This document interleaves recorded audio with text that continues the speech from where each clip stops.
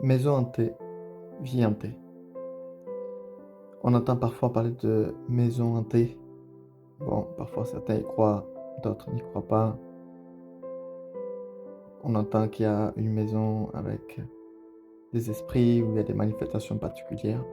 J'aimerais vous témoigner qu'un jour, une jeune fille est venue me chercher, me demander de prier pour son appartement. Dans son appartement, il y avait eu un meurtre et elle était venue habiter là et depuis qu'elle était venue habiter, par moments, lui, la personne avec qui elle habitait était projetée au sol sans comprendre pourquoi. Donc elle avait compris que c'était des esprits. Donc nous sommes allés prier et à partir de ce moment-là, la manifestation spirituelle s'est arrêtée. Mais ce que j'aimerais vous dire, c'est que c'est vrai qu'il y a des maisons hantées, mais il peut y avoir aussi des vies hantées. Jésus compare notre corps, notre vie, parfois à une maison, un corps spirituel dans lequel nous pouvons laisser rentrer toutes sortes de choses. Nous pouvons être habités. Parfois on dit: «Ah, regarde cet homme, il est habité par quelque chose». C'est quoi qu'il habite? Et souvent, on voit dans les yeux de la personne qu'il y a quelque chose de spécial qu'il habite.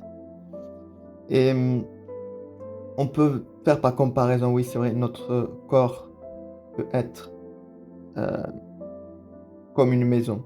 On peut avoir laissé rentrer toutes sortes de choses dans nos vies et parfois ce qu'on a laissé rentrer, on croyait que c'était bon, mais ce qui était bon, en fait, est devenu comme un voleur.